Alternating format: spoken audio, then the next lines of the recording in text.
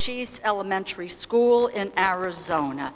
And Madeline is here to say a few words about her Mimi.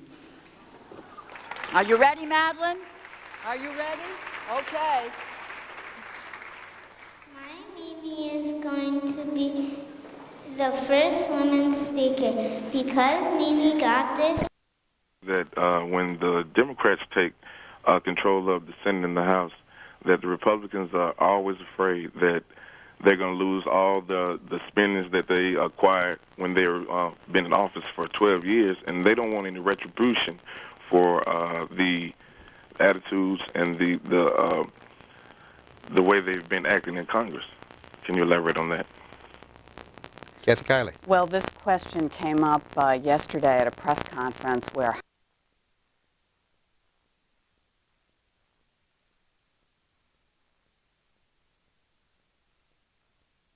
said that they will treat Republicans better. We will see. However, some of the rules changes, some of the guarantees for allowing the minority, the Republican Party, to express itself will not be put into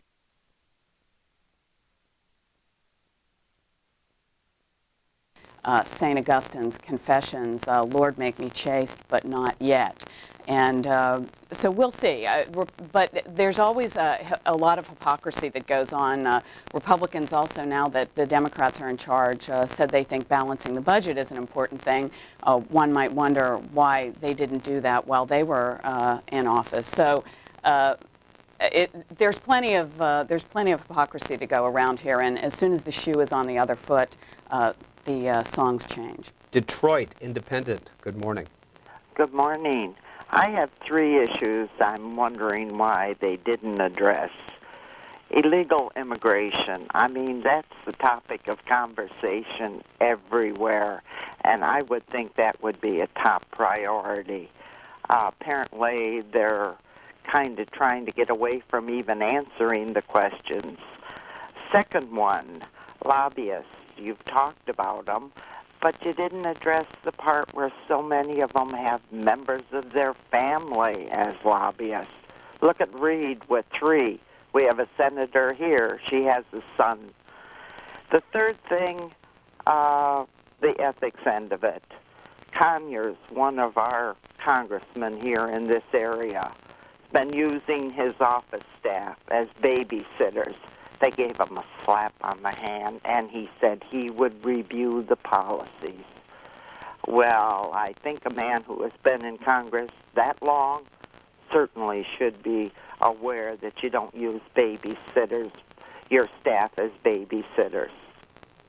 Kathy Kiely. Well, I think the caller has raised 3 issues that will be dealt with in Congress. The reason they're not being dealt with in the opening days is that they're hard. Immigration will definitely come up this year. I've talked to leaders on both sides of Congress, or their staffs. That will certainly come up. I think it won't come up in the first month. This is a matter that will go through the committee process. There will be hearings in both the Senate and House, most likely. There are people working on drafting legislation now. It is a bipartisan measure. And ironically, I think this is one of those bills that is more likely to move in this Congress than it did in the Republican Congress. And the reason it's ironic is this is a bill that President Bush wants. But Steny Hoyer yesterday at a press conference with reporters, he is the incoming majority leader of the House, said that in a conversation with him and Nancy Pelosi, the president kind of wryly remarked it might be easier to work with them on this issue than with his Republican colleagues. On the family member issue, I think that is family members in lobbying, that is going to be a really tough issue to deal with. And I think it's a very legitimate issue. I don't know what Congress will do. I think the reason it's a tough issue is this is an era of 2-income families. And what do you say to members? Are your when you're elected to Congress, does that then bar your spouse from certain professions? Now, it may well come to that, but I think that is a very sticky area, and I think there will be pressure to deal with it, but it's a tough issue. And how do you define what professions are prohibited? I think that's going to take a lot of work.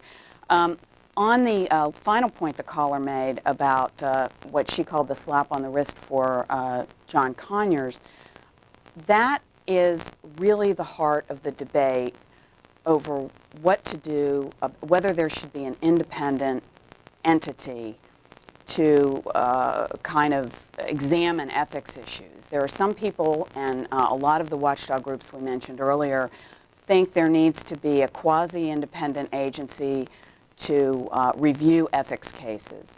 And the reason they think that is that the ethics committees in the Senate and House have not enforced rules very harshly. And so I think it's interesting that the House Ethics Committee did make this move yesterday, and it makes me wonder whether Congress is trying to head this off by saying, hey, really, we will be serious from now on. And in fact, the Washington Post, on the top of their front page this morning, takes the ethics issue using Representative Jefferson's situation as an example. Next call, Smith Center, Kansas, Republican. You're on the air. Yes, good morning to everybody. Good morning, America, and God bless America. What I really think that all of Washington needs to do is address the bipartisanship that goes on. I don't think anybody up there on Capitol Hill is going to get anything done until they can work as one and forget about being either a Democrat or Republican and work for the people of the United States. Kathy Kiely, civility. Well, yes, civility is on the agenda. I think there are a lot of people with interest in pursuing exactly the course the caller is recommending. Certainly, chief among those would be President Bush, who has 2 years left in his administration. This is a time when presidents start thinking about their legacies, and he certainly would like to achieve some things. I think there's also pressure on members of Congress in both parties, but particularly the Democrats, because now they have some power.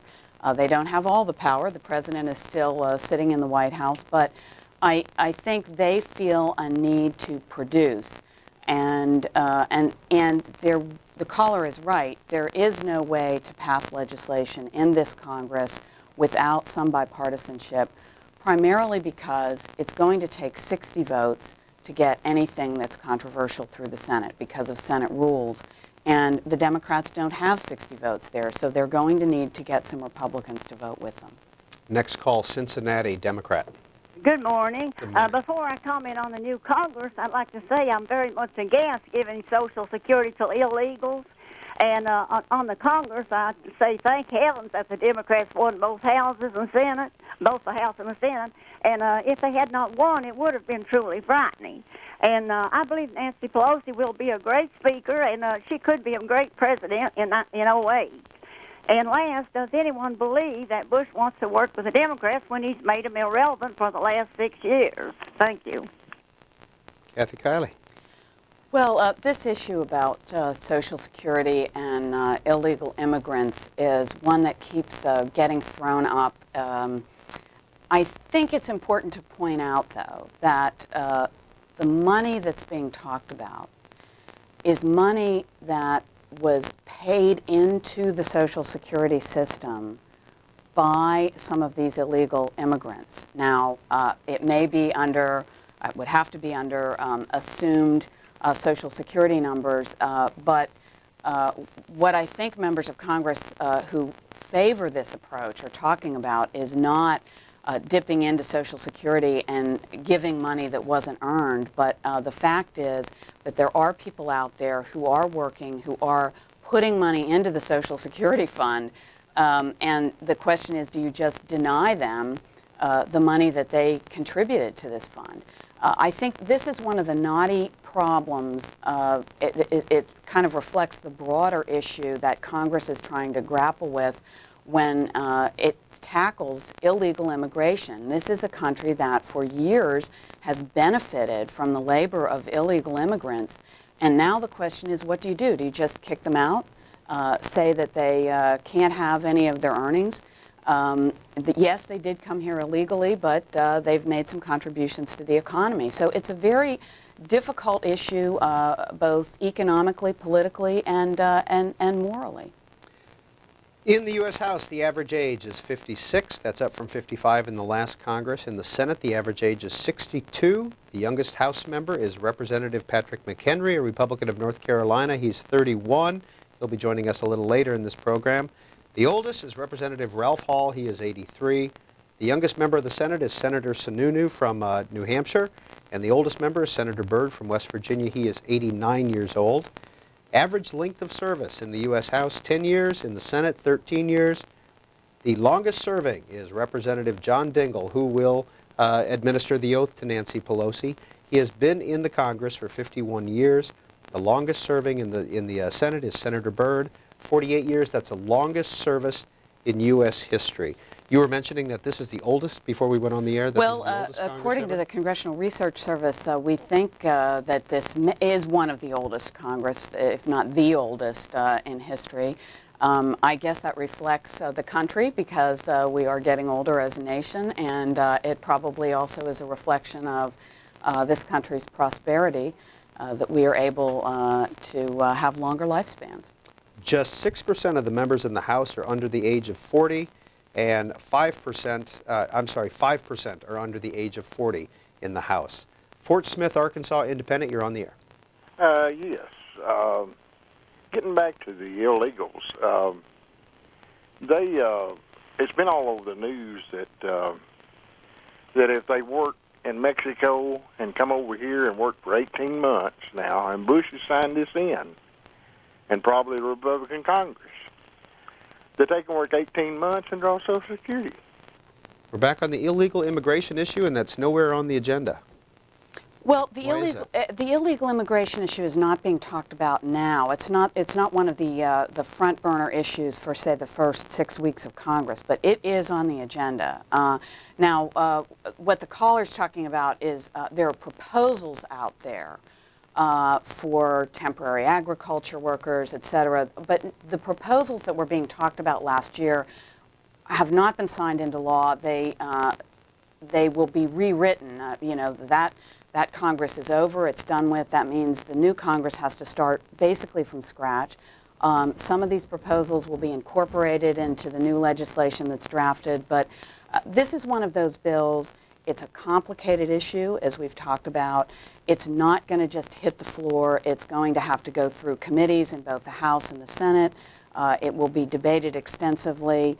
I covered the last major immigration bill to pass the House, the so-called amnesty bill, and it took years, or to pass Congress, and it took years. I think I spent 2 years of my life covering that legislation, so I did do some other things in between, but this is one of those measures that will be debated throughout this year and probably into next year. Next call for Kathy Kiely of USA Today, Fort Mojave, Arizona. Go ahead. Good morning, C-SPAN, Peter, Kathy. It's very early out there. I'd like to just make a comment about something you said about, and people have been talking about it pretty steadily, about Congress, the Democrats and Republicans cooperating in a bipartisan mode, and especially in the context of the war. Well, our government being a three-party government where one part balances another, it would seem to me that instead of getting on a track of cooperation, is that one ought to see what the problem is and deal with that problem as it needs to be dealt with. For instance, if the president was seen to be extreme in some secret plan he had going, then one would not want to cooperate with that, and one would have to take as drastic of measures as the law and the Constitution would allow. So I'm just suggesting that not that we discard cooperation and bipartisanship, but that Congress always looks to see what the problem is, and knowing that they have a very strictly defined duty to maintain their balance of the government. Well, oversight is certainly one of the top items on the Democratic agenda. It's one of the big complaints that Democrats made in privately, even some Republicans, that Congress and the previous Congress was not aggressive enough in watching over what the administration was doing. It certainly is one of the constitutional obligations of Congress. I think you're going to see a lot of hearings on various controversial administration policies. The war is one of them.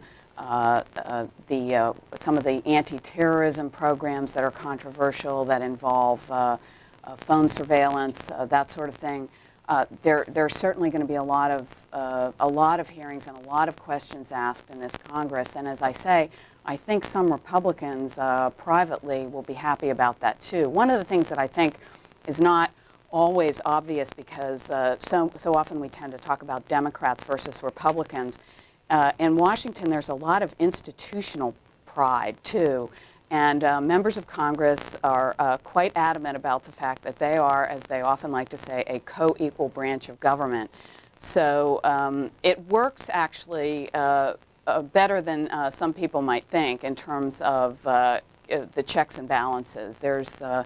And there are a lot of Republicans, too, who think they would like to have more say in what's going on in the government. So I think you'll see more of that in this Congress. And in fact, there's been some committee name changes, and one of the committee name changes, the Government Reform Committee in the House is now the Oversight and Government Reform Committee. You can also see there that the Science Committee is now the Science and Technology Committee. Next call for Kathy Kiely. Incoming Majority Whip James Clyburn will be joining us in just a few minutes. Savage, Maryland, Democrat. Yeah, good morning. Good morning. Get back to the immigration and Social Security. It's about time Democrats got back in the House, by the way. Everything's a mess. When Bush comes out and says he can balance the budget by 2012, that's a joke. Who's he kidding? Somebody has to do something. We're all people, immigrants or whatever. We're all human beings. People have a right to work and earn a living. Kathy Kiely, if I could take that in just a little bit of a different tack, since we've discussed the Social Security and illegal immigration issue. The pay-go rules that the House is proposing, will those effectively kill any tax cuts? Well, I think if the Democrats have their way, they will. Although there are some tax cuts that the Democrats support, the so-called middle-class tax cuts. So I think this is going to be going to be a very difficult balancing act, and I think it's probably the biggest challenge for the Democrats, because they have an ambitious agenda. They have, and the Democrats have an ambitious domestic agenda, and the question is, how are you going to pay for that, particularly at a time when you have to fund a war? There are troops over in Iraq, and the Democrats have made it clear they're not going to cut off funding for those troops, although I think we may see some effort in the appropriations measure to in the appropriations measures to try to dictate the timing and where and when those troops move. But I think this is going to be very, very difficult. Record number of women are serving in Congress. In the U.S. House, 74 women, 53 Democrats, 21 Republicans. In the U.S. Senate, 16 women, 11 Democrats, 5 Republicans. Got those numbers there. Then on the front page of the Baltimore Sun, Nancy Pelosi's hometown newspaper, the only article about her is about her clothes. And then there's a great big style section, or a Today section, in the Baltimore Sun about suited for politics. And she's already winning votes for her fashion sense. What does that say to you? Well, it's interesting. I did a story I took a look at women generally in politics, and I talked to a range of women who are in political positions of power across the country. And one of the things that intrigued me is I talked to women of Nancy Pelosi's age or her era, And I talked to much younger women, women down to the age of 30. I talked to Sarah Palin, 42, who said she's a beneficiary of Title IX. She's the governor of Alaska. She said, everything I needed to know, I learned on a basketball court. So these are women who represent a whole range of ages and experiences, and they all said they get the same questions. Are you tough enough? And how are you going to manage with the kids at home? So I think there are still stereotypes out there about women. But I think gradually, as you see more women moving into positions of power, it starts to chip away at that. Yes, people write about Nancy Pelosi's clothes. She happens to have great clothes, but they also are going to recognize her as Speaker of the House. Yes, people write about Condoleezza Rice's clothes, but she is Secretary of State. So I think gradually it almost doesn't matter if people want to focus on how people look. They're also beginning to accept, voters are clearly beginning to accept the fact that women, no matter what they wear, are also capable of taking positions of quite a lot of power. And Kathy Kiely has 5 stories on page 6A of USA Today. They're all short, though. You can read them quickly. Next call, Fairborn, Ohio Republican. Good morning, America. Good morning, Pete. Good morning. This is going to be fun. Keep it fun. Like Bill Clinton said, put fun in it. He said it back in '92, and all of us Republicans have put him there. And we're out here C3, test waters, non-connected. But keep it fun, and Republicans, we'll be back. Be nice. Keep fun in it. And remember, Democrats are comedians, so have a sense of humor, and we're going to go right through this thing, and we'll be back with, 111th? We love y'all. God bless. Remember to vote Republican. And my mom and my wife are women, too, and we're proud of her. So Godspeed to the first woman Speaker of the House. And from the Holy Spirit, from heaven above to the United States of America, God sends his love. Have a great day. Thank you. Thank you for that call. What's going to be the role of Republicans? The loyal opposition. I mean, and they will also, I think one of the interesting dilemmas for the Democrats is they are promising civility. They are promising more opportunities for Republicans to offer alternatives, offer amendments, that sort of thing. But what is going to happen here is Republicans can do a lot of mischief. That's one reason Republicans didn't, in the last Congress, want to allow Democrats that opportunity, because the House, unlike the Senate, can be controlled, the floor of the House can be controlled by the leader of the House, and that protects members from having to take embarrassing votes. And now, if the Democrats make good on their promise, the Republicans will be in a position to offer amendments that will force Democrats to cast votes that might be difficult to explain. And there are a lot of Democrats, freshman Democrats this year, who are in vulnerable districts who will have a race in the next election. So I think this is going to be a difficult balancing act for Democrats to make good on their promise while at the same time not making their more vulnerable members more vulnerable than they need to be. Well, over on the other side of the Capitol at the Cannon House Office Building, we are pleased to have join us the incoming Majority Whip, Representative James Clyburn, Democrat of South Carolina.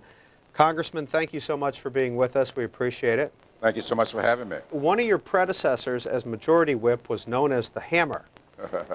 How would you describe your whip management style? The velvet glove, probably so. I believe that it's much more effective to try and manage people from their level of expectations. I will work very closely with our other leaders, the Speaker and the leader, as well as our Chief Deputy Whips, to try and develop consensus in our caucus and use a velvet glove rather than a hammer. How united is the Democratic caucus? We are very, very united. In fact, I think I saw some analysis of the 109th Congress that we were more united than we had been in 50 years. And if it got that way while still in the minority, I do believe this new majority status will incentivize us to remain united and to stay focused on the agenda that we laid out for the American people. Our 6-for-06 agenda, I think, was voted upon in a very positive way, and we're going to stick with that. And I think it's a uniting agenda that we all can push forward. Well, Congressman Clyburn is with us for about 15 to 20 minutes. We very much appreciate it. He's going to be taking some calls. Congressman, I should also let you know, Kathy Kiely of USA Today is on the set with me also, and she has a question for you, sir. Very good. Congressman, we were just talking about the new civility that Democrats want to impose in the House, and I just wondered, when do you think the new measures that you've talked about, allowing Republicans to offer alternatives and amendments, when will that take effect? And how do you balance your desire to offer the minority these opportunities with the need to protect your more vulnerable members? I mean, how do you, aren't you really putting some of the Democrats' freshmen at risk if Republicans are able to offer amendments that will cause them to take votes that might be difficult to explain back home? Well, I think you do it in a way that's firm but fair. We are going to do it differently. We are going to be responsible in our management of the House of Representatives. But you know, I think there's some responsibility on the other side of the aisle as well. Just because we allow amendments to come forward doesn't mean that we are not expecting for the Republicans to be very, very trustworthy with their activities. Now, if they are going to be putting up amendments to embarrass us and embarrass or put our freshman members at peril, that's another thing. So the responsibility here is on them to come up with good, meaningful amendments that will benefit the American people and not to play politics with the process. Let's take some calls, Congressman. The first one up for you is from Birmingham, Alabama, on our independent line. Go ahead. My first thing is, when will we incorporate love back into what we do?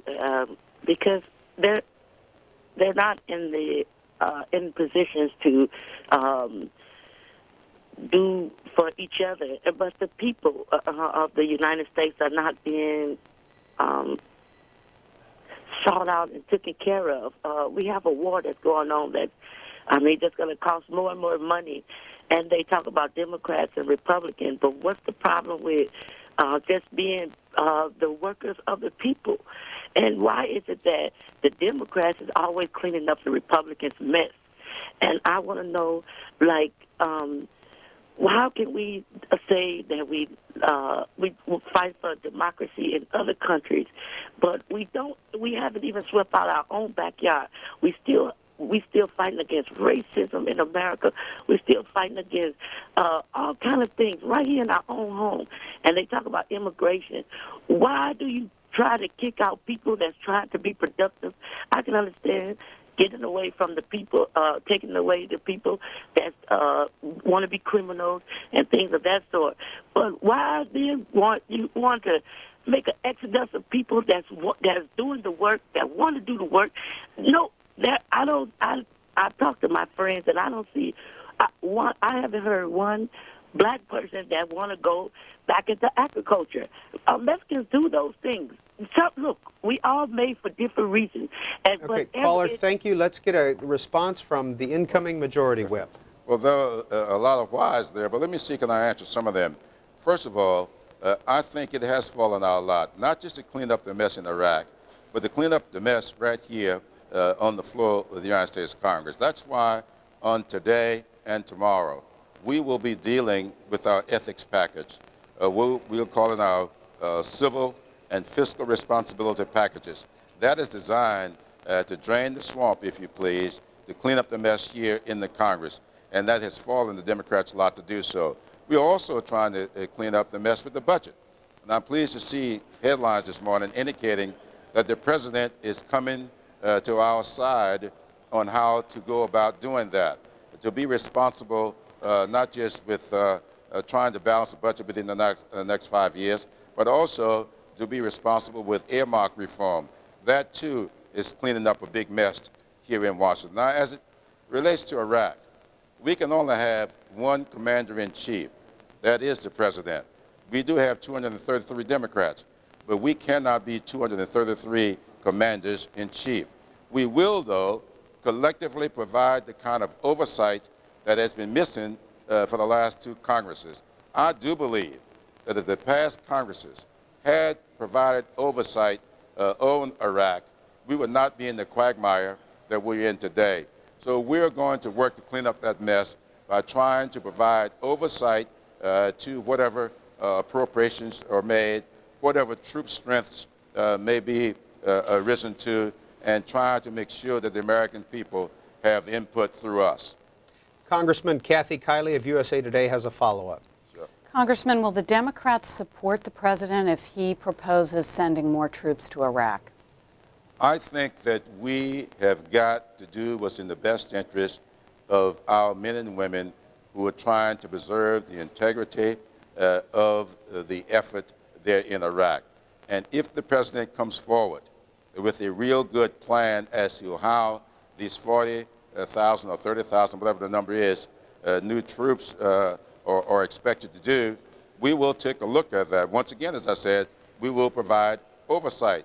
If we're going to go with 40,000 people to do more of the same, I do not think that would be a wise decision, and I don't think the Democrats are going to go along with that. We want to look at the total plan, not just how many more troops, but what we are going to do strategically and tactically. Are we going to redeploy, get our men and women out of the red zone and turn that over to the Iraqis? What would be the time frame for doing that? Are we going to go back out into the northern part of Iraq where there is no sign of a war, go out to the periphery, go out to the borders, and then turn stuff over to the Iraqis?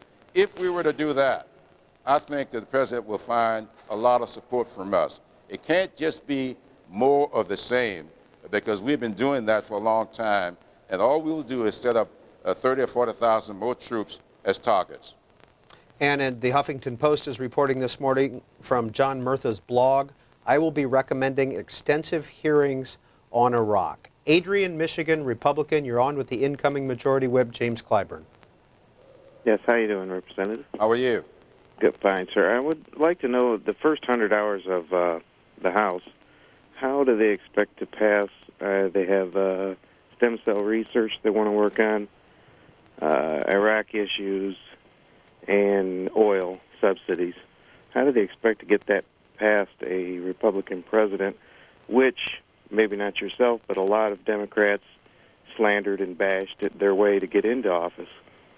Well, let's look at the 100-hour program. First of all, today and tomorrow, we'll deal with our ethics and civil responsibility, fiscal responsibility, we call it civility and fiscal responsibility package. That's today and tomorrow.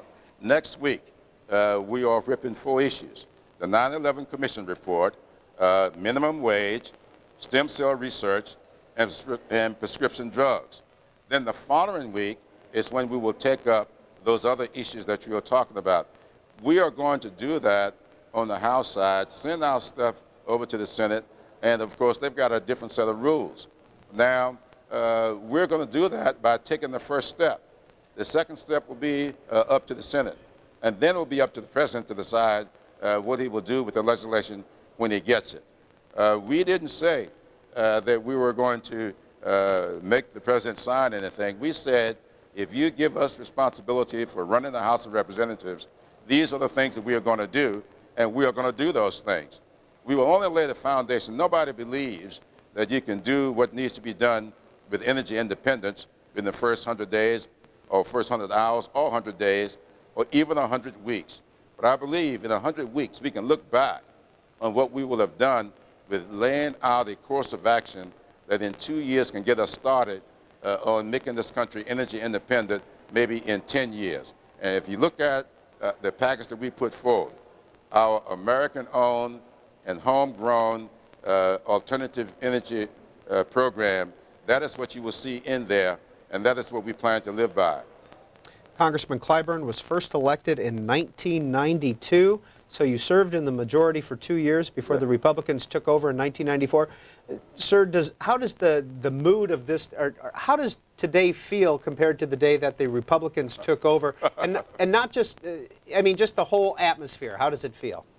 Well, let me tell you something. When I got up here in 1993, was sworn in, it was a lifelong dream of mine to serve in the Congress. And of course, I had all of these ideas. If you may recall, I was co-president of my freshman class. The first year, Eva Clayton of North Carolina served as president. The second year, I served as president. I thought that we were riding high. The American people spoke in '94 and put us in the minority for 12 years.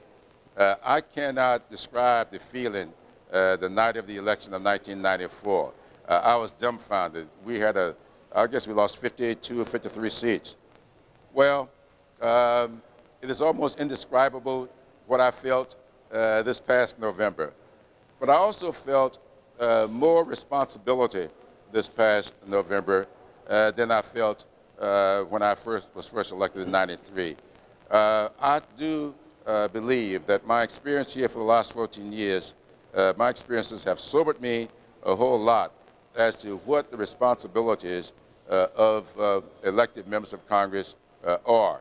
My campaigning in this past election, going out among the American people, gave me a good feel of what the American people want from us. And I think they want us to be responsible in our governance. They want us to be bipartisan in our approaches. They want us to begin to restore civility and fiscal responsibility to the government. And that is an awesome feeling of responsibility that I plan to live up to. Another question from Kathy Kiely. Congressman, I wondered, just to follow up on Peter's question, could you contrast and compare the feeling among the Democratic majority today to the one you joined in 1993?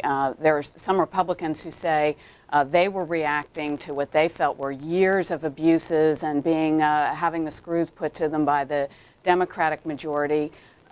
Have the Democrats learned anything from their experience in the minority, and do you think this is a different kind of Democratic majority this time than the one that presided over the House for 40 years before 1994?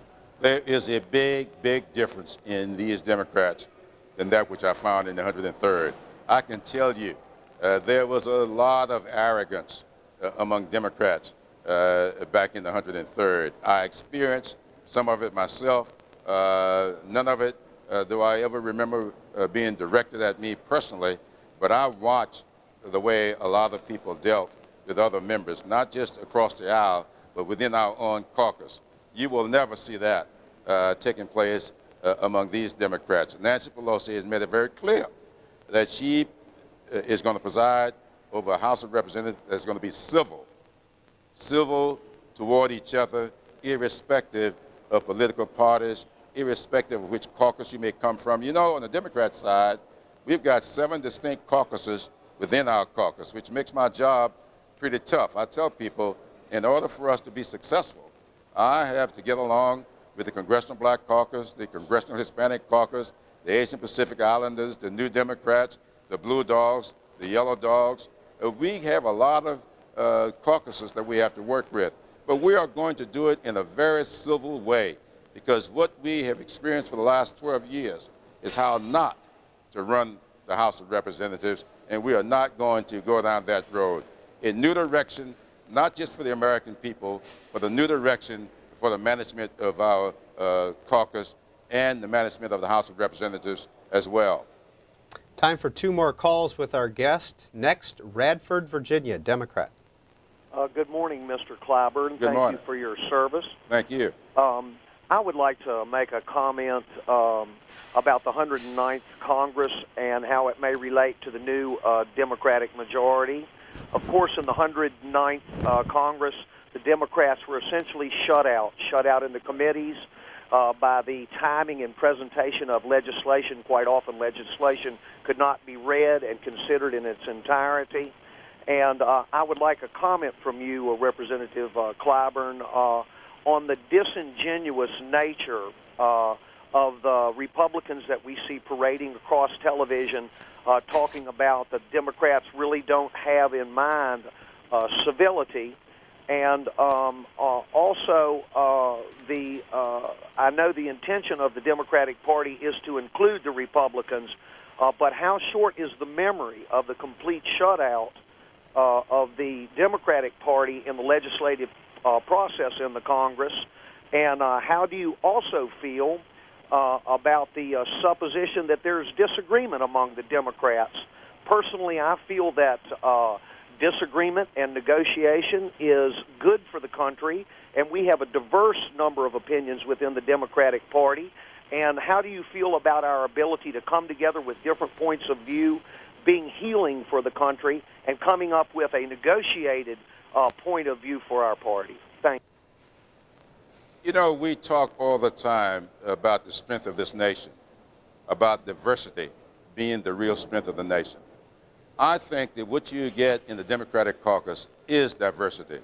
There are 42 African-American members of the Democratic caucus. On the Republican side, that's 0. We have around 21 Congressional Hispanic caucus members. On the Republican side, I think there are 3. All 3 of them are from South Florida. All 3 of them are of Cuban background. On our side, we got Puerto Ricans, we got Mexicans. We have a diverse caucus. We have progressives, we have blue dogs who are considered to be very conservative. We have pro-business Democrats with our New Democrats. We have Asian Pacific Islanders. We have a caucus that when legislation is discussed, all these backgrounds and all these experiences come into fore. So there is going to be disagreement, and that is what we ought to have. We ought to take into account diverse views, disagreements, and try to reach some common ground. I do believe that if our colleagues had allowed these disagreements to be discussed in conferences and in committees before just bringing things to the floor, we wouldn't be bogged down in Iraq the way we are today. We would not have had all of these congressional abuses that have now put many of our former colleagues behind prison bars. We would, in fact, have a good collegial body that would be not just effective, but also efficient. And I think that we have to be very, very careful when we're governed to balance those interests, because to be efficient, the ultimate efficiency is one person making all the decisions. So our government is not designed to be efficient. It's designed to be effective. And the only way that you can be effective is to bring all these ideas to the table and develop some common ground, and that's what makes us an effective body. And that's the way Democrats are going to conduct themselves in trying to carry out the programs of this Congress. Sir, one final question from Kathy Kiely, and then we'll let you go. Thank you. Congressman, are you in favor of appointing an outside body to supervise the ethics in Congress? And if so, why? And if not, why not? Well, what I'm in favor of is what we got in our ethics package, and that is to allow for that issue to be studied and for recommendations to come back to us. I do believe that when you have members as vulnerable as some members can be, and if you have some mischief taking place out there, people can, in fact, file dubious complaints against people that may be politically motivated, and an independent body may, in fact, get it wrong. So I think that what we ought to do is study all the possibilities of that issue, and I think by the 31st of March, give us some report here in this body so that we can act on it. That's what I favor. Our guest for the last 20 minutes has been Representative James Clyburn. He is the incoming Majority Whip. He's a Democrat from South Carolina. Sir, thank you for your time, and welcome back to the Majority. Thank you so much. It's good to be back. He was joining us over on the Cannon House Office Building balcony, which is on the far side of the Capitol from where we are. That is a live shot of the Capitol. On the set with us right now is Kiely Kiely of USA Today. Patrick McHenry, a Republican of North Carolina, will be joining us. He proposed a minority Bill of Rights yesterday, and we covered that press conference. We'll ask him about it and take some calls for him. We're going to put the numbers up on the screen. We're about 1 hour into our 5-hour look at Congress this morning on the Washington Journal, a 5-hour Washington Journal. By the way, it's the 12th anniversary of the Washington Journal. This show kicked off on January 5th, 1995, the day that Newt Gingrich was sworn in as Speaker, and that was the day that we kicked off the Washington Journal. So for those of you who have been with us for the last 12 years, thank you very much. Kathy Kiely. Where's our cake? I think you were probably on the show that day, too. Please. You're dating me. No, not at all. You've got energy. Energy. In roll call this morning is this article in a lot of papers. The Vern Buchanan, Christine Jennings, whether or not to seat him. Rush Holt is going to be proposing some legislation or a rule. How seriously will the Democrats pursue this Christine Jennings Florida 13 seat? Well, I think the interesting thing is what the Democrats are not doing. They are not trying to block Vern Buchanan from taking his seat. I was trying to remember, I think it was in 1992, was it, that there was that bitter fight over the Indiana seat? I think that was in the 80s. Or maybe it was in the 80s. And that was, so this will be a much more congenial way of pursuing this fight. What Rush Holt is planning to do, and he is a Democrat from New Jersey who has taken a lot of interest in election reform issues and this whole question of the reliability of voting machines, which is at the heart of the dispute in this case.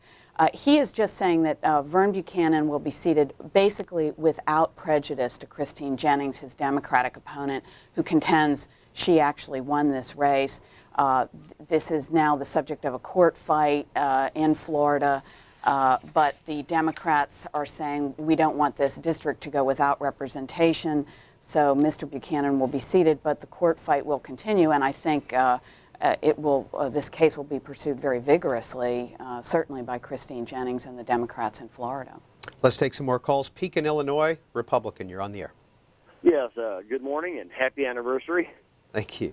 I have a question. I was watching the BBC News about 4 nights ago, and it's talking about the big TB epidemic here in the United States. There's, they say 10 million people get it every year now.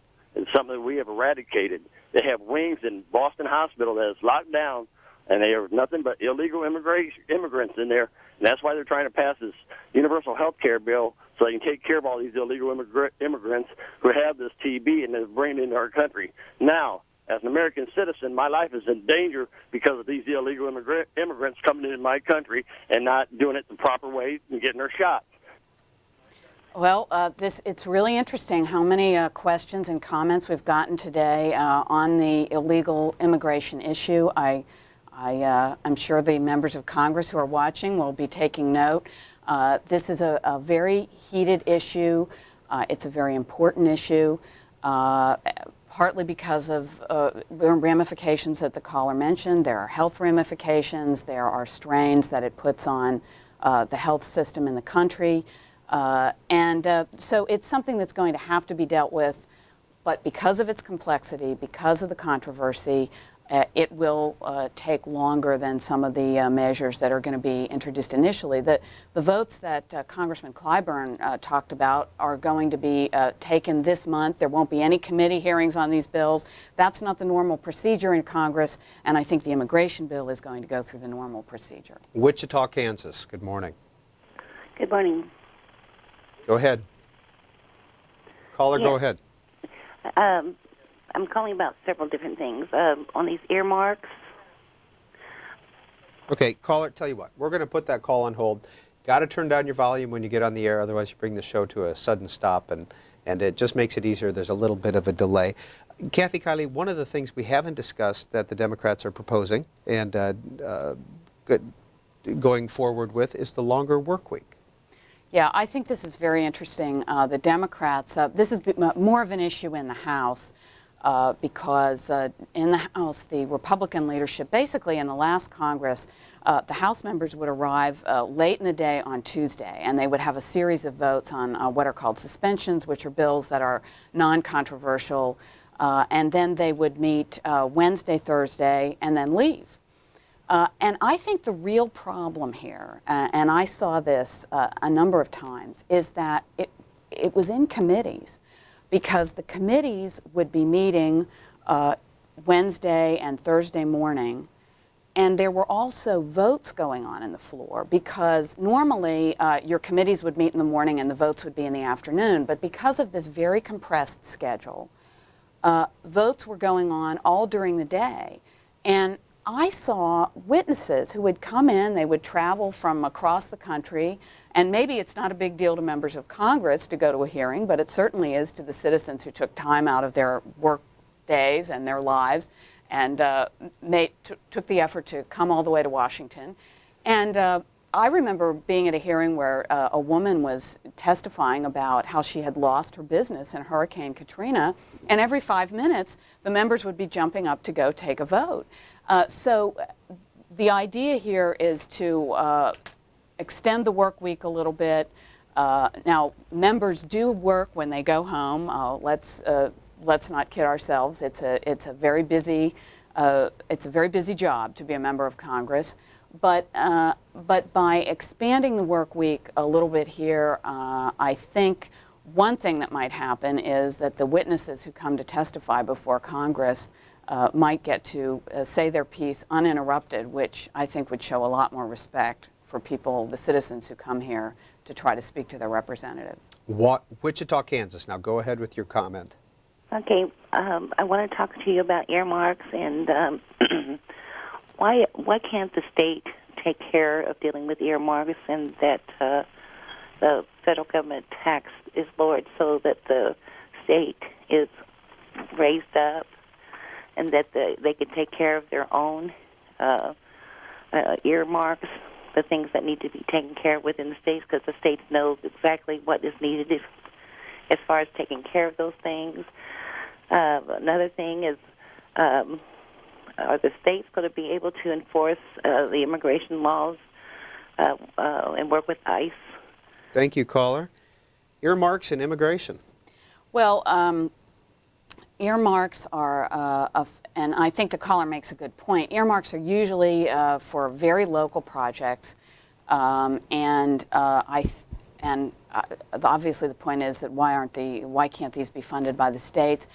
I think it depends. You know, you're talking about different types of projects. They run the whole gamut. It runs from funding for infrastructure to allow a high-tech company to locate in a certain place to why not let's build a park along a riverfront. There are all kinds of proposals for tax reform, but whether any of those will happen, I don't know. But for now, I think Congress very much likes the ability to be able to target money when they can. It's one of those powers of Congress that they will be reluctant to give up. Members see it very much as one of the powers that gives them a little bit of equalization against the White House. They can direct money to projects in their states. It's a big deal. I don't think you're ever going to see them give it up. And again, on the issue of immigration, that is one of those things that is going to be debated extensively, I promise you, in this upcoming Congress. The issue of states being able to enforce the immigration law with their law enforcement officials is certainly going to be front and center in that debate. Well, next up, over at the Cannon House Office building near the Capitol, is Congressman Patrick McHenry. He is the youngest member of Congress. He's currently in his second term. He's a member of the Republican whip team. And Congressman McHenry yesterday introduced what he called the Minority Bill of Rights. Congressman, what was that? Good morning, Peter. What the Minority Bill of Rights is simply an outlining of then Minority Leader Pelosi's intent and request for Minority Bill of Rights, which ensures that the basic legislative process that really every fifth grader in America knows, that a bill goes through the subcommittee and committee process before coming to the House floor and has full, open, and fair debate and an amendment process on the House floor. Furthermore, beyond that, it ensures that bills are available to the general public, including members of Congress, for at least 24 hours before they're brought up to vote and to be debated on. and that the amendment process thereafter is open to all members of the House. It's a very basic process and very basic concept, and in fact, then Minority Leader Pelosi outlined this in 2004 before I came to Congress. After the election, after the Democrats' talk of civility, open and fair debate, and a bipartisan process, I was interested in what the Minority Leader, incoming Speaker now, Pelosi, really said about these things. And I want to make sure that that rhetoric is matched by results with this new majority. Unfortunately, it appears by their answer to my offering of their proposal that they're not interested in it. Congressman McHenry, I should let you know that Kathy Kiely of USA Today is on the set with me, and she has a question for you. Good morning, Kathy. Good morning, Congressman. You missed a bet. You should have called it the Nancy Pelosi bill. Well, maybe you would have gotten more votes that way. Well, I'm calling it Pelosi's Minority Bill of Rights. Okay. Well, let me ask you this. Why do you think that the Democrats should give you what you did not give them? Well, actually, if you look at the process that we had over the last 12 years, we did provide for an open, fair, and full amendment process and the full committee process for all the items of the contract with America in 1995, long before I came to Congress. But we had a full process there, and the 24-hour rule was almost entirely adhered to during our 12 years of Republican control. Some provisions were things that I would have liked to have seen even when we were in control, because as a rank-and-file member of the majority party, you still want to make sure that you, as a rank-and-file member, have the same input as all rank-and-file members. And so some of the basic provisions of the bill are just ensuring that every member, even junior members like myself, have open and fair input. Now, Steny Hoyer says that the Republicans will get everything that the Democrats have promised next month. What do you say about that? Well, I think their first opening day gambit is disproving what Steny Hoyer said. I respect the new majority leader immensely, but if you look at the words versus the actions of the Democrat majority, it falls far short. Because the example that they will give us the same prerogatives that we gave them when we were in the majority is not true. On opening day, we're not allowed to provide a rules package alternative. During the opening 100 hours, they're not giving us the same ability to recommit with instructions. They're not giving us the same amendment process that we gave them. They're not giving us any of the same rules and rights that we gave them during our 12 years in the majority. So it's a sham on its face. That's what I'd have to say about that, Kathy. Congressman, let's take some calls. Detroit, Michigan, you're first up. Democrat. Good morning. I'm glad that I got in, especially with my question, which is going to be pointed at Ms. Kiely. However, I'd be remiss if I didn't mention the fact that hypocrisy in this country is just mind-boggling. Mr. McHenry, where have you been for the last few years when Bill Thomas turned off the mics, or whomever it was in the House turned off the mics on the Democrats when they tried to suggest legislation? But that's not my question. I've sat here and I've listened for quite a while at many callers. One of my fellow Michiganders called in concerned about Representative John Conyers having babysitters, his staff babysitting. And people have been calling in talking about illegal immigrants who may receive some kind of a Social Security benefit from money that they've put in, albeit under illegal means. I wonder if these same people, and Ms. Kiely, my question is directed at you because I believe that the media has a very important role in keeping our electorate informed, and I believe that you, not you personally, but the corporate-owned media as a whole has failed miserably, or actually maybe they've been very successful because their corporate masters wanted them to keep the electorate ill-informed. We're going to leave it right there. Congressman McHenry, we've discussed illegal immigration a lot this morning on the program. A lot of calls have come in about that issue. Is that on your agenda? It certainly is, and I believe in an enforcement-first approach, which I think is where the American people are as well. And they have a great concern, the American people and my constituents in Western North Carolina in particular, have a great concern about any form of amnesty.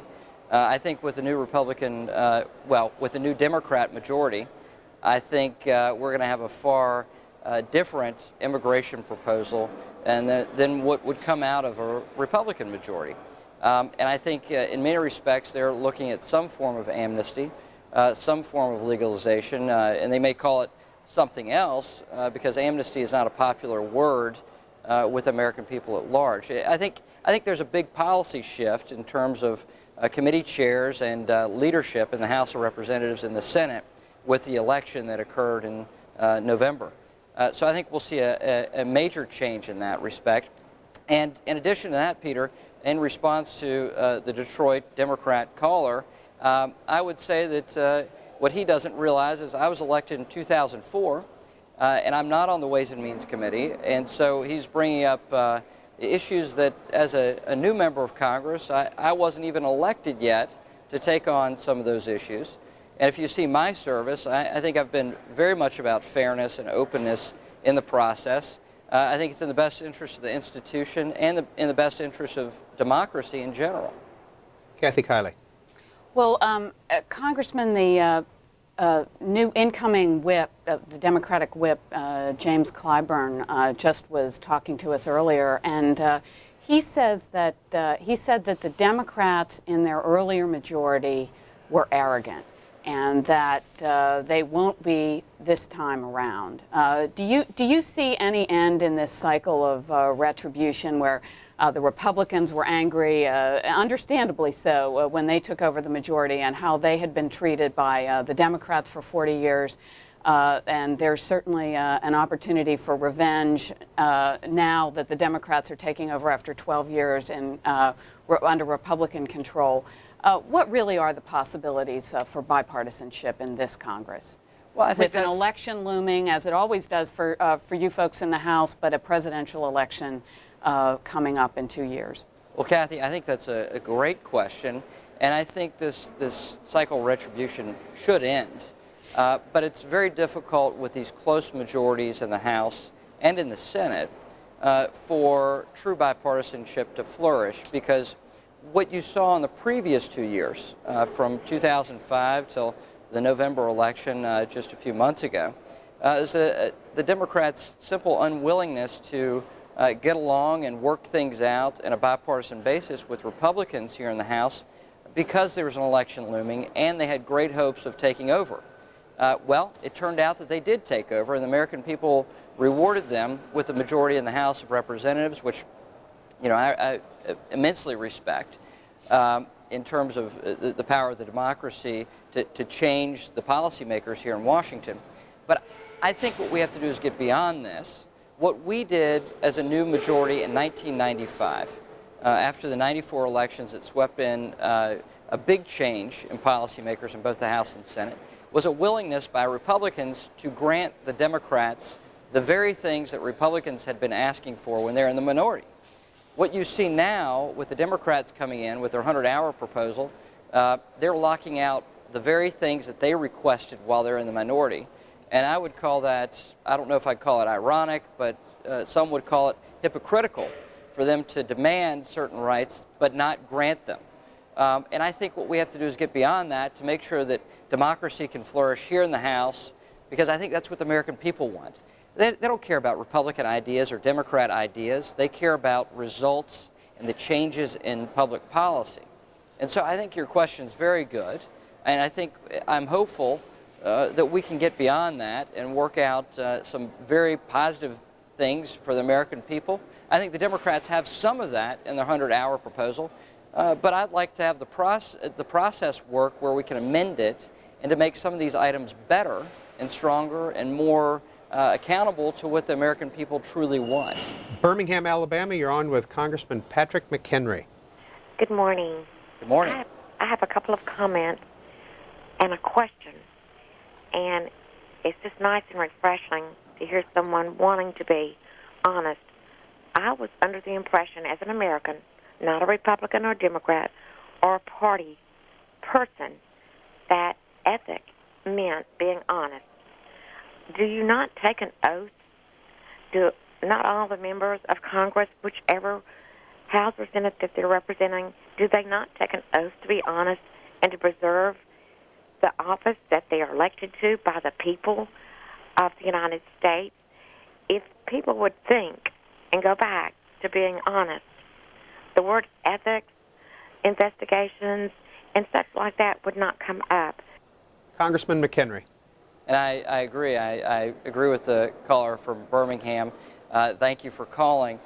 What the oath I will take in just a few hours on the House floor, just after noon today, will be an affirmation of my willingness to defend and uphold the Constitution of the United States and to serve honestly my constituents from Western North Carolina, as well as the American people. It's a very simple oath that has been administered here many times. This will be the 110th Congress. So this will be the 110th time this oath has been offered and affirmed by members from across the country. And I think that's what we have to get back to. I think our ethics policies here in the House of Representatives must reflect that basic value that comes from the caller from Birmingham. It is a very simple thing to be honest with your constituents about where you stand and to the American people on where you stand. And I campaigned as a conservative and I vote as a conservative, but beyond that, whether you're conservative, liberal, moderate, red, blue, or green, it's not really about ideology, it's about honesty and integrity. We can disagree on the issues, but you want to make sure that there's integrity in the process and that you have an honest and ethical person representing you, not somebody who's trying to pocket money or do things of that sort or enrich themselves in any way, shape, or form. Congressman, is the mood for you different today? Are you having a reception in your office or anything? Yes, constituents are stopping by today and former staffers and friends, and it's a wonderful time here on the Hill. It's truly an exciting day, and many have spoken about this, but the first female Speaker of the House being sworn in today, a new Congress being swept in. Though I'm not in the majority, there are certain prerogatives with being in the majority that are, I think, much better than being in the minority, having been in the majority. But it is an exciting time because it's a new Congress. It's a time of change every 2 years, and that's what's exciting about our democracy, is that we have the most frequent elections of anywhere in the world. And we have change, and it's a natural, organic change driven by the American people and their saying what they say and demand on Election Day. So it's really an exciting time here on the Hill, Peter, and I know you spent time up here, and Kathy spends a lot of time representing USA Today and her reporting here on the Hill. And it's really fun, whether you're a Democrat or Republican, majority or minority party. And I would encourage your viewers to come to Washington on opening day of Congress because it is an exciting time to see the process. Congressman Patrick McHenry, serving in a second term. He represents the 10th District in North Carolina. That's the Hickory and Mooresville area. He's a member of the Republican whip team and the youngest member of Congress at 31 years of age. Thank you for being with us this morning. Thank you, Peter. Good morning, Kathy. Have a great day. Well, Kathy Kiely has left, and in her seat now over here at the C-SPAN studio at 400 North Capitol Street is the incoming chairman of the Education and Labor Committee, Representative George Miller, who has been in Congress since 1974. You served 20 years in the majority, 12 years in the minority, and today you're back to being a chairman. What is that? How does that feel? Well, it's very exciting to be given the opportunity to certainly to chair the Education Committee, but to see the Democrats back in control of the Congress. The election results were pretty overwhelming and clear, and we've been given a magnificent opportunity, I think, at a very important time in this country's history, to deal with a whole range of issues that are really very important to the people we represent. And I've said in the Committee on Education and Labor that we want to spend a very considerable amount of our time looking at the questions of how we strengthen the middle class in this country. There's a lot of insecurity in middle class families, not only about the future of their employment, but also what happens with their retirement security, their health security. They're being asked to pay more and more and receiving fewer and fewer benefits, and they're concerned with the cost of the college for their children. So we have a very exciting jurisdiction. You know, it's sort of where America lives. We're responsible for the federal participation in their education of their children, and of course for the terms and conditions of where they go to work every day, and that's exciting. And I really look forward to it. I've been on the committee since I came to Congress in 1974. I started with Congressman McHenry, and I was 29 when I came to Congress, and I was not the youngest member of that class. Congressman Miller, in fact, one of the committees, you've changed the name. This was the Education and Workforce Committee, and it's now changed to the Education and Labor Committee. Why? Well, we changed it back. That was the name of the committee before. I think it was changed initially to take a big swipe at the American labor movement. I'm very proud of the American labor movement. They've made incredible changes in the history of this country and for the living standards of people in this country, and we just thought that insult should be reversed. When did you first meet Nancy Pelosi? Oh gosh, back in the 70s in my first campaign coming to Congress. I'd met her actually before that, her involvement in Bay Area, California politics, but it's quite a while ago, yeah. And what do you remember about the first meeting? Her command of the situation, her command of sort of what was taking place with politics in San Francisco, and later as the state party chair. I mean, she clearly is a person that I've said many times has just a great field of vision. I sort of equate it to a great basketball player who kind of knows where everybody is on the court at any given time, and she has that in politics. Do you consider yourself part of her inner circle of advisors? I consider myself a good friend of hers, and I'm fortunate enough to be part of her leadership team with the co-chair of the Steering and Policy Committee, and that's been a great privilege to try to develop new policies and new ideas for the Democrats, for the country, and we get along very well.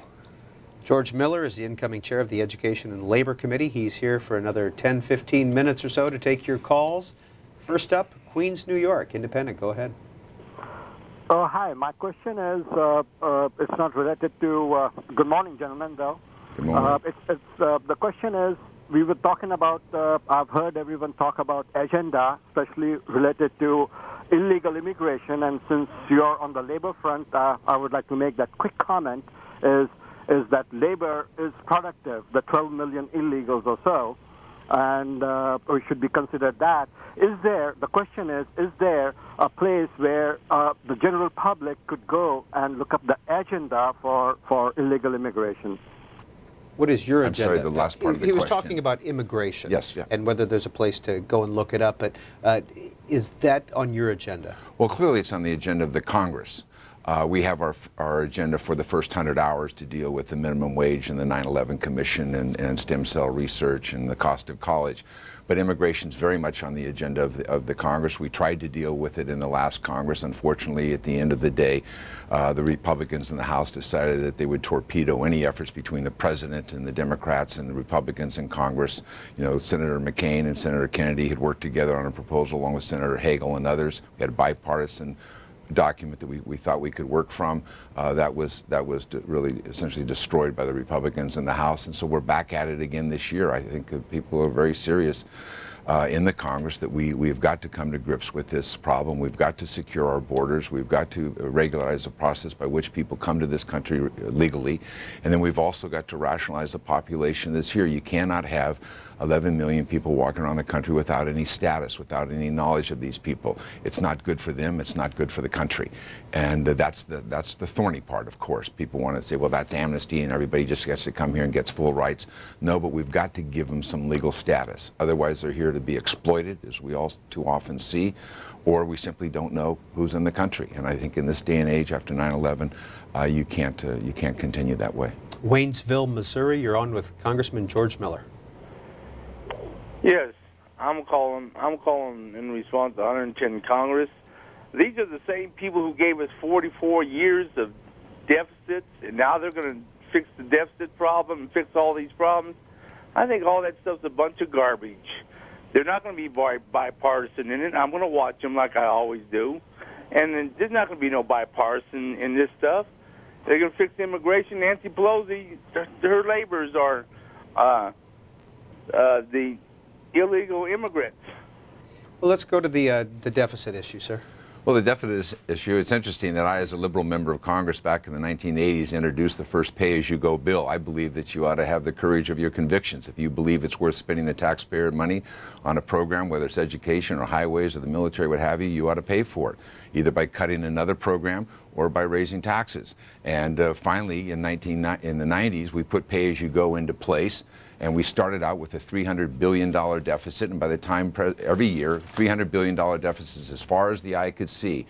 And by the time President Clinton left office, he left a $5 trillion surplus over the next 10 years. We left this president billions and billions of dollars in surplus, and the Republicans have squandered that and turned that into a dramatic debt for this country, and annual deficits in excess of $300 billion, again, as far as the eye can see. We're going to change that. We've done it before. We cleaned up after the Reagan administration, after he left this country in a sea of red ink. We're inheriting a sea of red ink. We could continue on that path, but we decided we're going to be for fiscal responsibility. I'm delighted today to pick up the paper and to see the president suggesting that for the first time in 6 years, he's going to offer a balanced budget. Where has he been? But it's very exciting. So we are getting bipartisan cooperation. The president now says he wants a new energy policy. Last year we couldn't get that policy taken care of. So we're going to have bipartisan support there. We'll have a lot of bipartisan support, I think, on the 100 hours. We'll have bipartisan support for stem cell research. We'll have bipartisan support on strengthening the 9/11 Commission. We'll have bipartisan support for the minimum wage. We'll have bipartisan support for reducing the price of pharmaceutical drugs and giving the government the authority to negotiate. And we'll have bipartisan support for cutting student loans. So there's going to be a lot of opportunity in just the first 100 hours to have very significant bipartisan support of the legislation that Speaker Pelosi will have us deal with in those first six items. In my committee, I have a long tradition of bipartisan support. It may be the most bipartisan committee in the Congress, the Education and Labor Committee. We've already started under the previous Republican chairman oversight hearings on No Child Left Behind. I'm going to build on those hearings that he put in place, and we're going to continue that effort. And so you may be thinking of a Congress of some other time, but this Congress is going to be a very different Congress, and we're going to make every effort to reach across the aisle and to include the Republicans in these proposals. Many of them have voted for some of these proposals before, but or they sponsored them, but their leadership wouldn't let us have a vote on them. So it's going to be very interesting. First 100 hours is going to be very exciting, and I think the Congress is going to be fascinating in terms of the change of the tenor in Washington, D.C. Congressman Clyburn was on earlier this morning, and he talked about the previous Democratic majority and said that there was a level of arrogance in that Congress. Do you agree with that? Oh, I think that happens. You know, they were in power. We were in power for 40 years. I was there. I think you start to take it for granted. You forget why you were sent here. You forget the underwritings of this government by the founding fathers. But you know, unfortunately, the Republicans were able to do in 10 years what it took us 40 years to do. And by the time this last Congress adjourned, not only was it a do-nothing Congress, but it was the most corrupt Congress in history. And the fact is, it became a winner-take-all Congress. And the public has made it very clear that they want to get rid of that very toxic atmosphere. And they've given us an opportunity to do that, and we're going to do it. Next call for Congressman George Miller, Heron, Illinois, Democrat. First of all, I want to say, Representative, congratulations. I'm a lifelong Democrat, and I've been waiting a long time for this.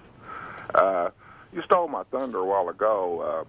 Could you tell me what position the country was in when President Bush took over the $5.6 trillion surplus, and what we owe now, our federal deficit, and how much we owe other countries?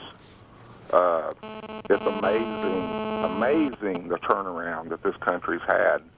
And I just want to ask you a question. If you'd put $5 in a kitty, and we'll send all the Republicans crying towels up to Washington. Well, we don't need to do that. I think what we need to do is really to change the direction in this country. That's what we asked the country to do. They voted to change that direction. One of the tenets was fiscal responsibility. We are, as I said, inheriting a sea of red ink created by the Republican Congress and the Republican President. President Bush did not veto any of these bills. He did not veto these bills because of the earmarks, some of which were criminal. He chose not to do that. He's chosen not to ask the people of this country to pay for the war in Iraq, to pay for Katrina, to do any of these things that we should do responsibly. And as a result of that, he took a $5 trillion surplus and turned it into an $8 trillion, $3 trillion debt. And you know, our foreign debt is in excess of $200 billion this year. So the American public understands that things have gone seriously off track. We've now laid out an agenda to change that. To put things back onto track, to go back to fiscal responsibility. And again, we're very excited to pick up the newspapers in this country today and on the news shows to see that the president has now said he's going to submit a balanced budget. We've asked him to do that year after year after year. He's refused to do that. I think what he sees is that the Democrats understand what took place in this election. There was a huge message sent to Washington. They want us to work together. They want us to get our fiscal house in order, and they want us to think about the people who sent us here, the people we represent, and how well they're doing in American society. And those are big issues, and we have to confront retirement security, health security, education security, and the well-being of families in this country. Orlando, good morning. You're on the air. Good morning. My question is, the people did vote in November to stop all this bickering between the Republicans and the Democrats. And here I've said, I'm listening to the young man before, I'm listening to this gentleman right now, this Mr. Miller, and everything coming out of them is, yeah, we're going to do what the people say, we're going to do, we're going to change, and then they slip right back into, well, when we were in power for 40 years, and they're in power for 10 years, and we had a surplus, and now we don't have a surplus. We didn't have a war. That's why we had the surplus. We have a war now, and I hope we're not forgetting that we're in war right now, and we got a lot of our boys over there.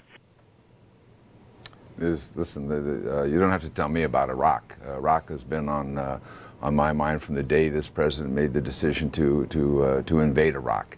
And not only has he refused to pay for it, but he's refused to have a plan to deal with it successfully. It's a tragedy in American history. It's one of the great tragedies of American foreign policy. And I think it's incumbent upon this Congress to change the direction in Iraq. The president is going to speak to us, I guess, in the next week or so and tell us what his plan is. But it's incumbent that plan tell us how we're going to start withdrawing our troops from Iraq. It's time for the Iraqis to provide the security for their neighborhoods, their communities, their streets, and the American troops have done all they can to give Iraq an opportunity. And we'll look forward to see what the president has to say. But the fact of the matter is, you can't just dismiss history. It doesn't begin today, and it's very important that people understand the situation that we're inheriting. I get asked all the time, do you think you guys can work together and get something done? And the answer is, I believe we can.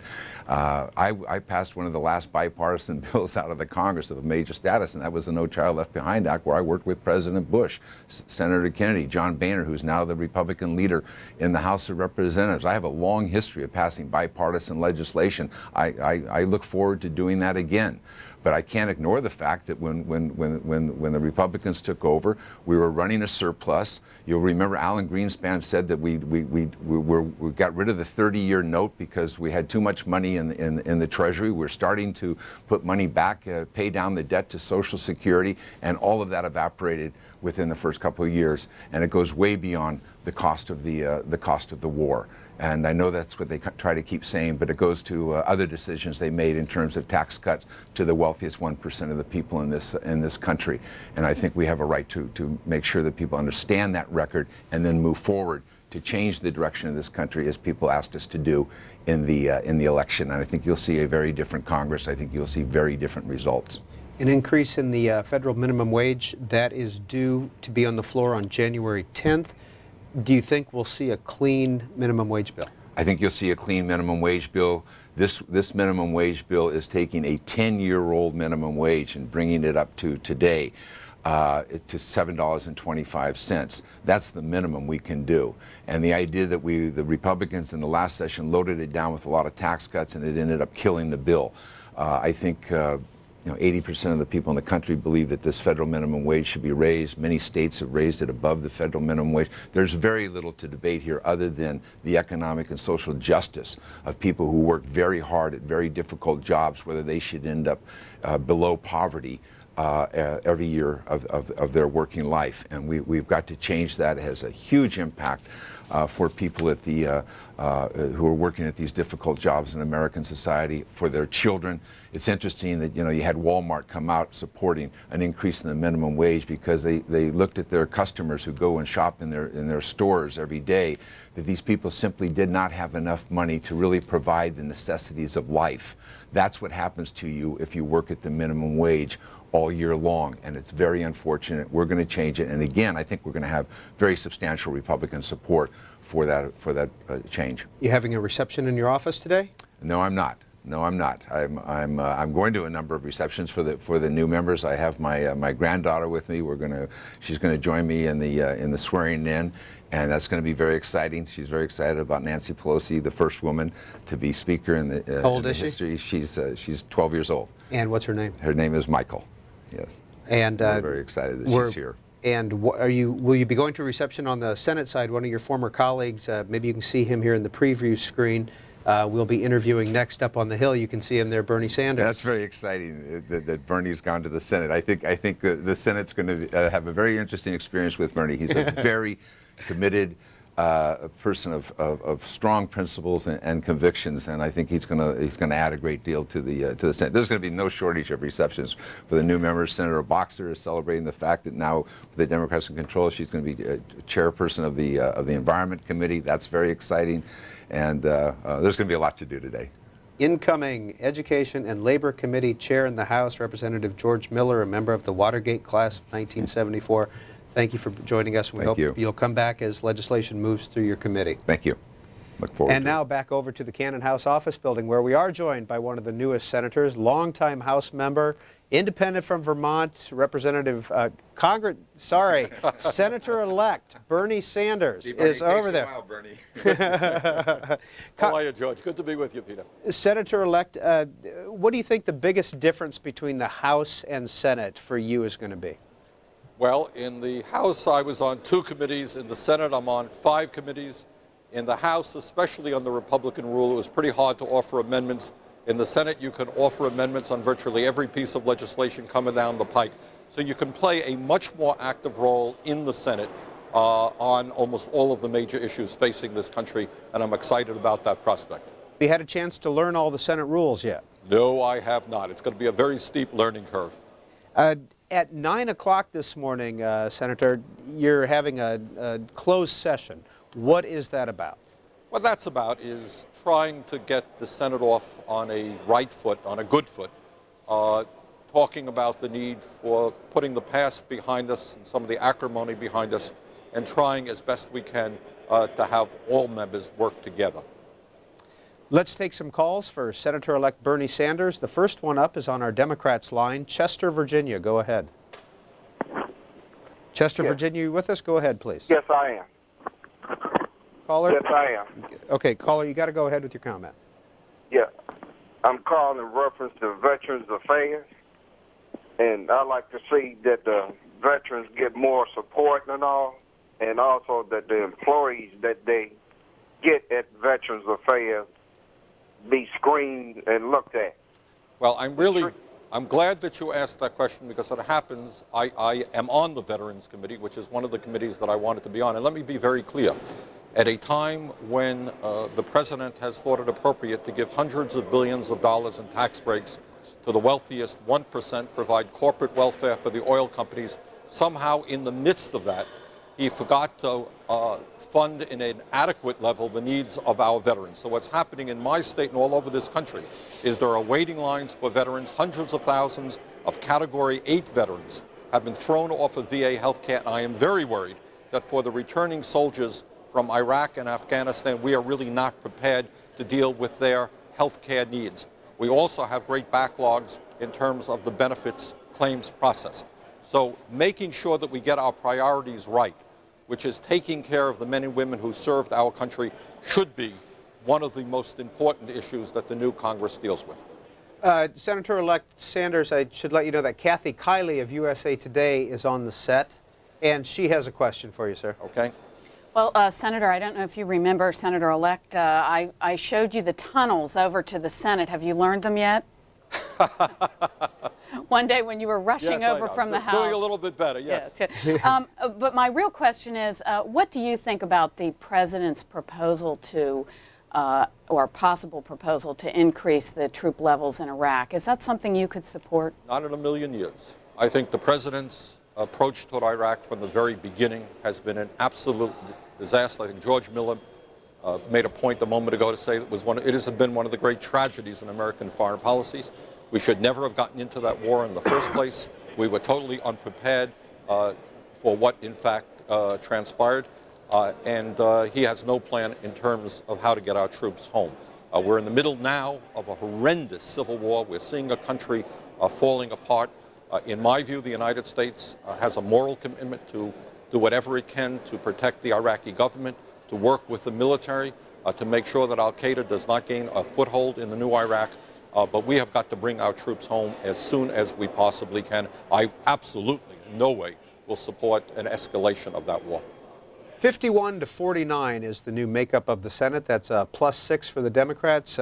Bernie Sanders is an independent, but is caucusing with the Democrats, as is Joe Lieberman, another independent.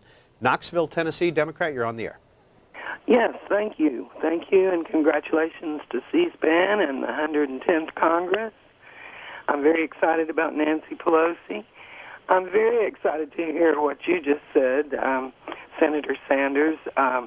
You're a welcome addition to the Senate, as far as I'm concerned. One addition that I might give, since I realize a lot of people are listening this morning that might have the power to do anything about it, I saw C-SPAN air on Book TV. McGovern and Polk had written a book, a small book, an offering, with suggestions for Iraq and how to get out of Iraq. And I have yet to hear any politician or statesman or any feedback from that at all. And I just wanted to bring that to everyone's attention, and possibly, it's a very short book from Senator McGovern and William Polk. And thank you very much, and congratulations to you. Thank you. My own view is that the longer our troops remain in Iraq, the longer the Iraqi government and the different political factions remain dependent upon our troops, the worse it will likely become. I think the Iraqi people have got to begin to stand on their own. I think they have to make the political compromises. I think their people are going to have to come together. I think we should be supporting their military, supporting their government, but I do believe it's time to bring our troops home. Naugatuck, Connecticut, you're on the air. Yeah, hi. I've been voting Libertarian since 1996. I'm very concerned about the direction of the country. I just see government getting bigger and bigger all the time. My taxes continually go up. We are in a position right now where I personally feel like we're heading towards a socialist totalitarian state, and I blame people like Mr. Sanders here.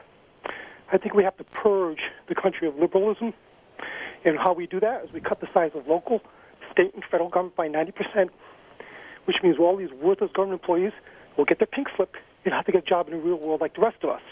And after we do that, we abolish every worthless socialistic system put into place since FDR.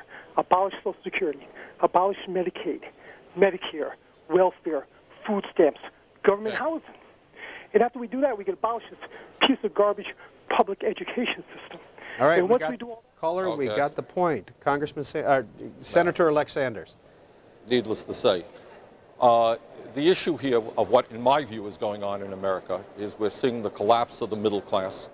We're seeing increases in poverty, and we're seeing the gap between the rich and the poor growing much wider. And one of the issues that I want to focus on as a United States Senator is the fact that never before, at least not since the 1920s, have we had so few people in America with so much control over our economy, such an unfair distribution of wealth and income, while at the same time the ordinary American is working longer hours for lower wages.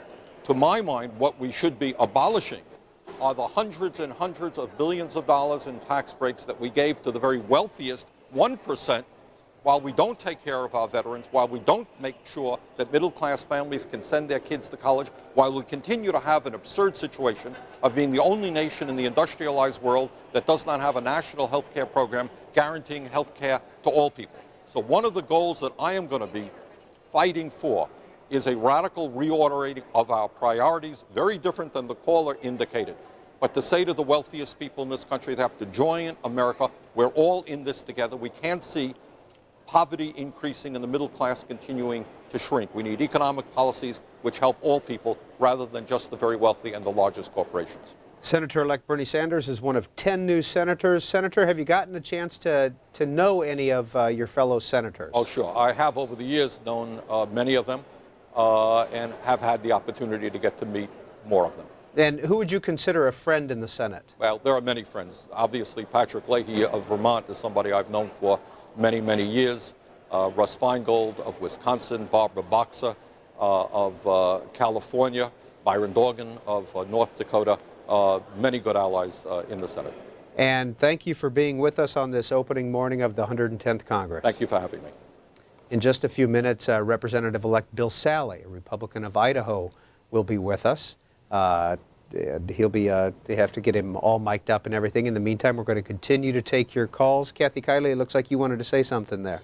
Well, I was going to ask the senator who would be the most surprising friend he had. So He's been a great follow-up. Yes, he'll be an interesting addition to the Senate.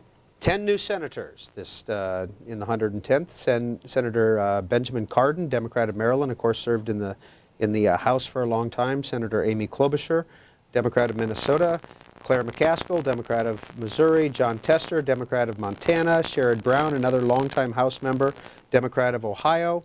Bob Casey, Sheldon Whitehouse. Bob Corker of Tennessee. Jim Webb of Virginia. And, of course, Bernie Sanders of Vermont. Next call up is from Fort Dodge, Kansas. Go ahead. Did you say Fort Dodge? I did. Yes, I'm very happy to be on with the senator. And congratulations. First off, my husband just passed away recently, and he was a retired Navy person. He had paid into survivor benefit. I'm not sure whether you're aware of that, but that's what the benefits are for. So we could, the wife would receive some of the retirement. I understand now, after he retired almost 30 years ago, and after paying in all that time, my Social Security that I get from my own Social Security is supposed to be offsetted.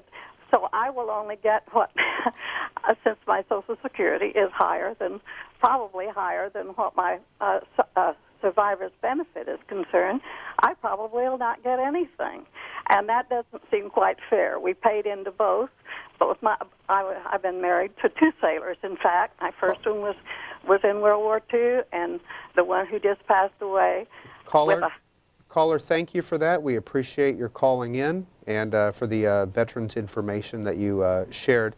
I do want to introduce you to another new member of Congress. This is Bill Sally, and he is representing Idaho, the 1st District, Coeur d'Alene, Lewiston, Boise. Congressman Sally, your election was considered relatively close for an Idaho Republican. Is that correct? Well, we had a little closer margins out in Idaho this year, but in spite of that, for the first time since 1928, we have a completely federal delegation that's Republican, and all of our constitutional officers are Republican. We all did it with a little closer margins, but it was a good day for Republicans in Idaho. What's number one on your legislative agenda? Well, I'm going to be a co-sponsor of a balanced budget amendment, which will be introduced today, one of the first bills to get introduced. I have a couple of other pieces of legislation I'm interested in, made a commitment during the campaign. One of them deals with single subject legislation, where every bill has to be about one subject, and all of the amendments would have to be about one subject. Something we have in the Constitution of the state of Idaho. I think that was something that would be quite a big help to the work of Congress. Quoting from Congressional Quarterly, CQ, it says, Congressman-elect, that in the Idaho legislature, you earned a reputation for ruffling the feathers of other lawmakers, including fellow Republicans and the House Speaker Bruce Newcomb. Is that fair? Oh, I don't think that's exactly fair. Certainly I never set out to ruffle anyone's feathers. I did set out to do what I thought was right, and I will continue to do that. For those who are interested in good government, we'll get along just fine. Are you having a reception today? Yes, we are in Cannon 508, our office. We'll be open, I think, between 1:30 and 4:30. And is everybody welcome to come up and join you? You bet. Let's take a call. Miami, Florida. Go ahead, Miami Republican. Oh, hi. This is Ed. As a fellow Republican, I'd like to ask you about when you're going to sponsor a bill to clean up the Congress so the lobbyists can't bribe you guys anymore. And also, is that given the fact that you make more than $100,000 a year, maybe you can pay for your own dinners? Do you think you can arrange for that so you don't get bribed about that? So do you think you could work with the Democrats to stop the lobbyists from giving you any money? Congressman. Well, there's common ground that you have to go seek out, and this is something I did for 16 years in the Idaho legislature. The Democrats would team up with certain of us on the Republican team from time to time. We were able to move legislation in a bipartisan manner there. It will take that same kind of work here, and I look forward to doing that on a number of subjects. Congressman, I know we're running a little late and you have to go, but what should we know about you that might surprise people? Well, let's see. I played music in a classic rock band for a number of years. What instrument, Congressman? And I played drums, and I was known for vocals. And do you still play? I can, but I haven't been for quite some time. Well, maybe you and John Hall can find common ground over music. I think we're going to work on that. I've already set that on my agenda, actually. And those questions were from Kiely of USA Today, who's on the set with me, Congressman. So thank you for spending a few minutes with us. We look forward to seeing you in the 110th Congress. Great. Looking forward to it. Next call comes from Lamar, Missouri. Go ahead, Lamar. Yes, good morning.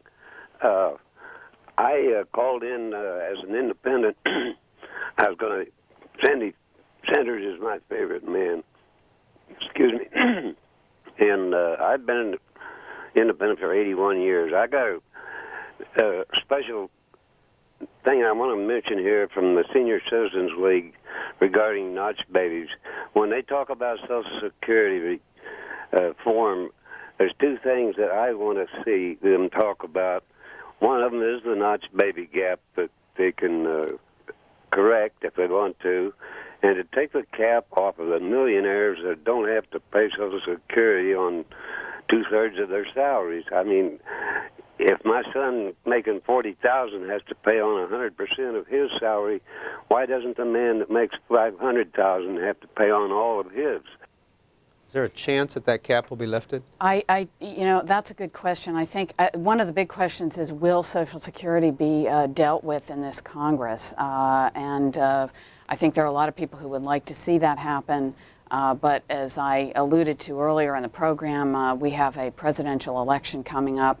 This has traditionally been the third rail of American politics. So we'll see. But I think that might be a legacy issue for the president if he feels like he wants to tackle it. How cohesive, Kiely, is the Democratic majority in the House? Congressman Clyburn talked about the 7 distinct caucuses within their one caucus, particularly when it comes to the Blue Dogs or the Progressive Caucus. Those two groups don't always see eye to eye. Well, one thing about American politics is the parties, because we have 2 big parties instead of a lot of little parties, as you see in European countries, the parties, both the Republicans and the Democrats, are very diverse. and include people who don't agree on a number of issues. And what you do see is that when a party is in the minority, it's a lot easier to be cohesive because you're working to get that majority back. Now the challenge for Democrats is can they keep that cohesiveness, because once a party takes power, everybody in it wants a little piece of the action. They would like to see their particular point of view or legislation passed. And I think we've seen just this morning some of the divergence. We heard Congressman Clyburn say that he'd be willing to take a look at the president's proposal to increase troops in Iraq, that he would be at least willing to take a look at that. And Bernie Sanders from the Senate side saying no way. So that's just an early indication of the diversity of views in the Democratic Party, and trying to hold that together will be a challenge for both Speaker to be Pelosi and Senate Majority Leader to be Harry Reid. 110th Congress, here are some of the occupations. There are 11 doctors, 6 ministers, 3 cabinet secretaries, former cabinet secretaries, 101 former congressional staffers, a former British House of Commons parliamentary aide, 15 law enforcement agents are in Congress, 17 scientists, 6 Peace Corps volunteers, 6 broadcasters, 5 accountants, 1 astronaut, Bill Nelson. And in Congress, in the 110th Congress, there are 497 college degrees, 399 of them in the House, 98 in the Senate, 143 master's degrees, 236 law degrees, 178 members of the House have a law degree, 58 out of 100 senators have a law degree, 22 doctoral degrees, all in the House, 16 medical degrees, 13 in the House, 3 in the Senate, and 4 military academy graduates, 3 in the House, 1 in the Senate. One of the law degrees belongs to Zach Space, who is the new representative-elect from Ohio's 18th District. He's a Democrat. That's Zanesville, Jackson, Chillicothe, Ohio. He takes the Bob Ney seat. Congressman-elect Space, do you think that you would have run had Bob Ney not had his legal troubles? Yeah, I would have run. I'm not sure I would have had such an easy go of it, but certainly this has been on my mind for a couple of years. We, back in my district, are very dissatisfied with the way this Congress has conducted itself in the past. I felt very strongly it was time for a change, and I'd made my mind up to run against Mr. Ney long before these troubles surfaced. What were you doing prior? I'm a law director, actually, as of 2 weeks ago anyway, a law director in a small town. I don't really have much political experience. I think that's going to serve me well in Congress. I think one of the problems with this institution is it's over-politicized. We don't have enough common men and women serving, and I think that's an advantage for us as we embark on this journey. Well, Representative-elect Zach Space, tell us about your district, the 16th in Ohio. It's a large rural district. There are no big cities. The largest metropolitan area, if you want to call it that, is about 29,000 people. That's the Dover, New Philadelphia area. It takes about 4 hours to drive from one side to the other. The people are good, hardworking, decent, honest folks, but they have been treated rather harshly by this new economy. It's an area that is undereducated. You're more likely to live in poverty in my district than to have a college degree. So we have been bludgeoned by the dislocation of this economy with the loss of our manufacturing sector, and we are struggling in a lot of ways. And I think the people of my district are anxious for a change, and that's one of the reasons I'm here before you today, Peter.